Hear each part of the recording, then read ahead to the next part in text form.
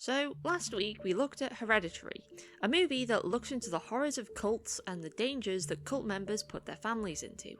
This week, we're looking at a movie from the same director, Ari Aster, that is in many ways Hereditary's spiritual sequel of sorts, that being Midsommar. While both of these movies are about sinister cults, the way the cult is presented in each movie is rather different. Hereditary shows us the cult of King Paimon, who are creepy, sinister, and trying to destroy the main protagonists' lives. While Midsommar shows us the Haga, a group of Swedish pagans who, while clearly hiding some sinister secrets, seem almost quaint and welcoming, especially towards our main protagonist, Danny. And while Hereditary is dark and bleak and miserable, Midsommar is bright and beautiful and almost dreamlike. And yeah, I do believe those two main differences are connected. While Hereditary puts us into the shoes of someone being hounded and stalked by an evil cult, and all the dark, dismal horrors that come with it, Midsommar puts us into the shoes of someone being lured into a cult. And so, rather than being dark and dismal, everything seems bright and pretty and welcoming, but in an almost distorted manner. Midsommar begins with protagonist Danny finding out her mentally ill sister has killed herself and their parents via carbon monoxide poisoning. Danny is completely devastated by her loss, and tries to seek comfort from her boyfriend Christian. Now Christian, as we'll soon learn, is a bit of a jerk who's kind of lost interest in Danny. He's not an over-the-top asshole, but he's very emotionally distant, and their relationship clearly isn't the healthiest. Danny finds out that Christian and his friends Mark and Josh have been invited to a commune in Sweden by Swedish student Pelle, who wants them to visit during their special summer festival. Christian clearly does not want to take Danny, but feels guilty and so invites her despite not wanting to, even though Pelle seems perfectly happy for Danny to come with them. Arriving in Sweden, they meet Pelle's friend and fellow villager Ingmar, plus his friends Simon and Connie, and they share some magic mushrooms together. As she hallucinates, we see that Danny is still very troubled by the tragic deaths of her family members and struggling to cope with it. The group arrives at their destination and meets the mysterious Swedish commune known as the Haga. At first, they appear very quaint and traditional, all dressed in white outfits and clearly in tune with nature. While things may seem nice at first, the group attend a strange, unexplained ritual that ends up being pretty horrifying. An elderly man and woman eat a final meal at the head of the table before being carried away to a tall cliff, where both of them jump to their deaths. Or rather, the old woman jumps to her death, while the old man breaks his legs in a horrific manner and fails to off himself, then gets his head bashed in as a mercy. The group all react with shock and horror, with Simon and Connie threatening to leave, and Danny clearly overcome with feelings of her sister's passing. Pelle assures them that this is a cultural tradition, as the Haga will all only live to a certain age before being killed off via the ritual, lest they end up being old and broken. At this point, I wonder precisely why he decided to show them this in spite of the horrors, and I'm not sure if it's trying to show us that the Haga are so desensitized to it that none of them see it as abnormal, or if he's testing the waters to see just how much the group will accept when it comes to their screwed up traditions. Either way, Danny decides to stay in the end.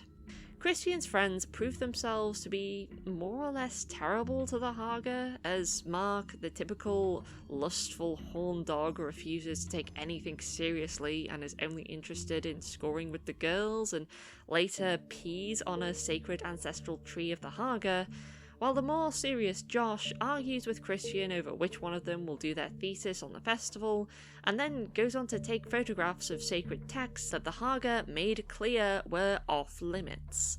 Meanwhile, Simon supposedly leaves without Connie, who is desperate to find him again, insisting that he wouldn't have done that, before she also goes missing. One by one, the members of the group are taken out by the Haga through very brutal and sadistic methods. Danny, however, is gradually becoming more and more enamoured as she begins to realise that Pele cares about her more than Christian does. Speaking of Christian, he becomes a target for a young, newly of age girl named Maya. As the Haga are such a reclusive commune, they regularly look to have children with outsiders, and Maya seems to have her eye on trying it with Christian, attempting twisted love rituals like baking her pubic hair into his food. Danny decides to take part in a maypole dance competition, which she ends up winning and being crowned the May Queen as a result. While she enjoys the celebrations, Christian is drugged by the cult and lured away by Maya. I'm not going to show footage since this involves a lot of nudity, but long story short, Christian takes part in a weird fertility ritual that involves having sex with Maya as various naked old women encourage them. It's not entirely clear how much Christian is in control of his actions, but it is implied that his participation isn't entirely consensual. Danny discovers him having sex with Maya and assumes the worst. Completely distraught, many Haga girls rush to comfort her, showing her the support and validation she needs, that at this point so few others in her life have given her. Christian regains his senses and tries to flee, and in doing so he discovers the bodies of his friends and realises he could well be next. Sadly, he is also captured and paralysed by the Haga elders. Finally, the Haga host yet another ritual. They must sacrifice 9 people by burning them alive, 4 outsiders, 4 volunteers from their own, and a final victim chosen by Danny, the May Queen. And, of course, she chooses Christian. Christian is sewn into the skin of a bear and trapped inside a temple along with the Haga volunteers and the bodies of his former friends, and he slowly burns alive as it's engulfed with flames. The Haga mimic the screams of the victims as they watch the building burn, and Danny joins them before finally taking one last look and smiling sinisterly. The ending has earned quite a few interpretations, with many questioning whether we're supposed to see Christian as a sympathetic victim, or see his death as a just desserts, and if we're supposed to see Danny as a villain or a victim. Well, I think the real answer is both of them are victims. The reality of the situation is that this is a movie where the villains win. The Haga have sacrificed the innocents and also claimed one as one of their own. Christian may have been a jerk, but he absolutely didn't deserve such a gruesome fate. And while Danny may be the one condemning him to it, she's clearly been preyed upon by a cult who saw her vulnerability and chose to take advantage and groom her into becoming one of them. As I say, this is very much a movie about what it's like to be lured into a cult. The Haga are presented at first as wise and mysterious and mystical, when in reality they're a sinister cult that has indoctrinated their members into committing atrocious acts, like sacrificing innocent victims, creating oracles by pairing up brothers and sisters to have children, or drugging outsiders and forcing them to breed with their members. But by the end of it, despite all she's witnessed, Danny still joins them. Why? Well, Danny begins this movie as a tortured, broken individual, having lost her family, with her only support being an emotionally distant boyfriend who doesn't give her the care she needs.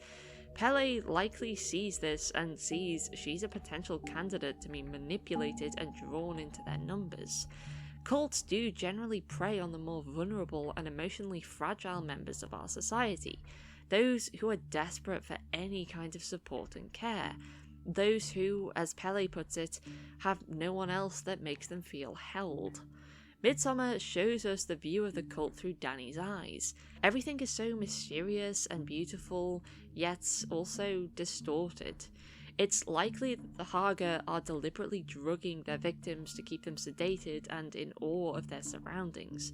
The cinematography is often slightly animated, with images moving and swirling, showing us how Danny is likely seeing everything through drugged up eyes. The Haga give Dani the support and validation that she needs. So much of her problems come from repressed emotions, from her struggling to grieve over her sister's death, to Christian's lack of support and care. The Haga, on the other hand, allow her to express her deepest emotions and express them along with her. Repeatedly, we see them do this, with the girls wailing in anguish with her, the old women acting out the sex alongside Maya, and even their screams of agony as they watch the sacrifices burn. In many ways, they represent the perfect cult, just a complete hive mind of feelings of emotions, all working together as one without anyone stepping out of tune. The ending provides an interesting contrast to that of Hereditary. Both movies feature our young protagonist finding themselves at the head of a sinister cult, but while Peter has been practically destroyed and enslaved to the point where he's trapped and terrified, Dani is embracing her new place and her new role. That's not to say this isn't an equally tragic ending though. Dani has lost everyone, and is effectively only staying with the Haga because she's so starved of care and support that she'll accept anyone, and the Haga certainly know how to manipulate people like that. She'll likely go on to take part in more of their strange rituals, she'll witness more people getting sacrificed, and she'll watch Maya give birth to her dead ex's baby while knowing she killed its father. While I'd argue that Hereditary is the more disturbing of the two movies, I feel Midsommar's message really hits hard. While it's easy for us to judge those foolish enough to fall into the hands of cults, this movie goes to such lengths to show how idyllic and dreamlike the Haga's lifestyle seems that you can understand Dani's perspective. And that's not to say this movie is suggesting that the cult is a good thing, it really isn't. As I've said, we're seeing this through Dani's eyes. Dani's depressed, drugged up eyes that are only seeing the sanctuary that the Haga are providing for her, and not the hell that they're forcing onto others. Even as their victims burn, charming music plays, becoming more and more distorted towards the end, and yet we finish with a miserable Dani finally smiling broadly. We don't know what she's thinking. Is she feeling vengeful over Christian's death? Has she truly gone mad? Or has she finally found a warm home that, no matter how terrifying, is the only place left for her? As I say, the Haga have won. They got everything they wanted, the sacrifices, the ritual, and a new member to mould into one of their own, to join them, thinking and acting exactly as they do. This is the beginning of Dani's new life. Watching her ex-boyfriend brutally burned to death by her orders, with a broad grin of satisfaction, fear and madness on her face. And despite all the beauty this film has shown us, that is the real truth and horror of Midsommar. Thanks for watching the video. If you're curious about my general opinion, I'd say Midsommar isn't as good as Hereditary, but I did still enjoy it, especially the gorgeous visuals and cinematography. And I've heard rumours that Ari Aster might make a third installment to wrap up this weird cult horror trilogy, so I definitely look forward to that.